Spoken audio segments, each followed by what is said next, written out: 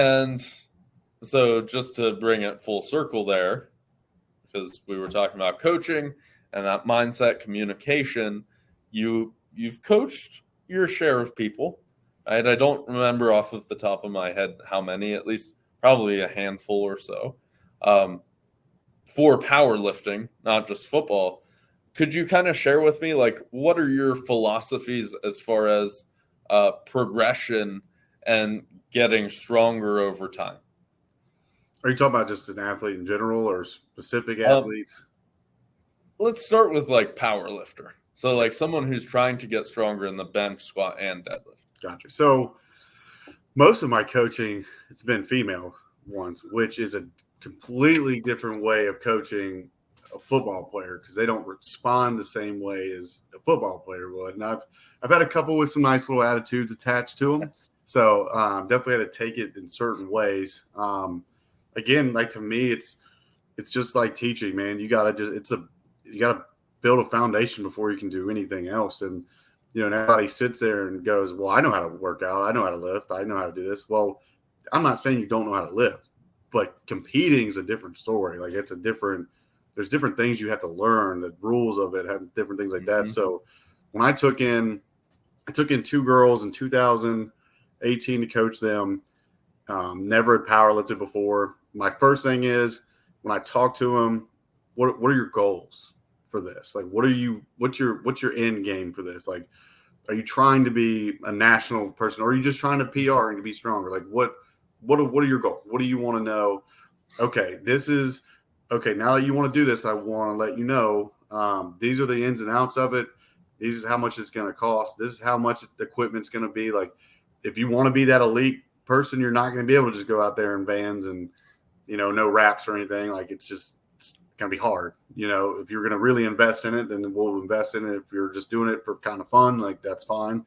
So kind of figuring out the goals and expectations. And then really what I do is at the beginning is we start out just trying to get good form, or like, how can I help you in your bench press because it's not a good lift for you or whatever. This is how we're going to teach it. We do real light, bare basics, get a lot of volume in there, and just learn how to do the lifts properly in a competitive manner. And then as that comes, we'll progress again. So I'm really big on, if you build a really good foundation, the house won't fall over. So, and I think that's been beneficial when we were coaching and just trying to get stronger in general. So just building on top of each other. Like I said before, you can't just go to chapter 8 of this book. You're not going to know the rest of it, so it don't make any sense. So we got to take it day by day, page by page, lift by lift. My one thing too is always, especially when I was dealing with the female athletes, you got to be able to spin it too. Maybe today wasn't a good day, but without trying to kill the confidence of it. You know what I mean? And trying to, okay, hey, I think you did all right in this and this, but we need to improve on that. But, you got to have positives and negatives in both, really. But when I was dealing with them specifically, you had to be very cautious in your wording of what you said, because you can kill someone's confidence quickly and then they don't want to do it no more. And then like coaches do it all the time. They kill the love for the game for kids all the time and things. So just learning how I want to coach them or how they respond and go, okay, I know if I'm going to have to critique her or him, I got to be able to give them a little bit of confidence and do that. Hey, your squat looked really good today, but we got to bench.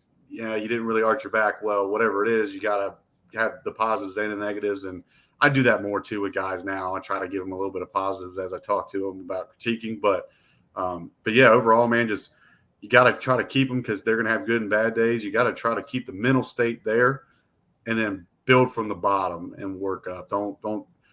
Nothing in life that's worth the crap, it is not going to come to you tomorrow. It just doesn't happen that way. You got to work towards it. And if you want to be successful, it's got to be something that you got to gradually do. It just doesn't go here. We got to gradually do it. So that's kind of my philosophy on how I coach, specifically powerlifting too. Mm-hmm. Yeah. And did you find anyone, because this is something I've run into, and, as the viewers know, or hopefully I bring this up occasionally, I'm not a coach by any means. I've programmed for people here and there. All of my programming is done by my coach, so that's out of my hands. But the people that I have worked with, it seems like to me there tends to be, specifically to power lifters at least, there's like two ends of the spectrum. There's way too conservative and thinking that like anything that's approaching hard at all is too much, or like anything that kind of hurts, like if they're starting to get an ache, tendonitis, is an injury.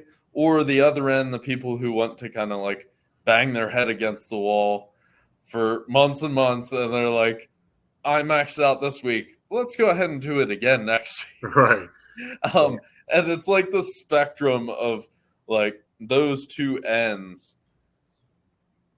Did you have any experience like with your lifters that you dealt with being on either of those ends of the spectrum? And if so, like how did you handle that? Most of it has been the end of, so like competitive when I helped so I had one girl, Maria was, she was not a lifter. So she was more on the end of, oh, it's going to get heavy. Like, okay, well, trust me, I promise you, you're going to get it. Like, I'm not going to give you a weight that I don't think you could do. Like, just reassuring them, you got to be kind of positive on that. And then when you have the ones that are a little bit less likely to go heavy, like you got it in you. Girl, I've seen you. You just crushed that one. Like you can go up 5 more pounds. You'll get it. I promise. Will it be tough? Yes, but you got it. I promise you'll get it or whatever. Then you got your other side of the spectrum where they're wanting to just max out all the time and they want to go super heavy. And I'm like, that's just not in the cards right now. And how I dealt with them is you gotta kind of reel them in some. You gotta bring them to reality in like in a good way. You gotta be like, hey, listen, like we gotta take it step by step here. Like we're not going to be able to jump to 400 in 2 weeks. Like it's just not going to happen yet. Like you're at 280. It's not going to go that way. It's let's take this smart because one, you don't want to tear anything, get hurt, whatever. Then you've wasted your money and you've wasted your time to get hurt. And then all of a sudden you're not competing. So like, let's dial it back. Trust the process of we're getting stronger each and every week. Like you're seeing strides, things are moving differently. Your technique's much better. Let's keep it up. And then you got to just like I said, bring them back into, because everybody wants the answers now. They want the results now, but it's a gradual process. We gotta graduate to it. We got to get there. We're not there yet. So let's stay the course, trust the process. Each day we're gonna get a little bit better and then kind of go from there. And I've always been a big fan of more of a football thing, but we had a coach at Frostburg, Coach Fitz. He always talked about you're going to get 1% better each and every day. And after 365 days, you're 365% better because you got better 1% each day. We're not trying to get 100% better every day. We just need one. We just need to get a little bit better each and every day. So I've always took that motto. I like that motto of like, we're not building Rome today. It's not going to happen, but we can lay some bricks down for it. And then tomorrow we can lay a few more bricks down for it. And then we eventually get to what we need to be. Yeah. Yeah. And that's, and I think I probably learned that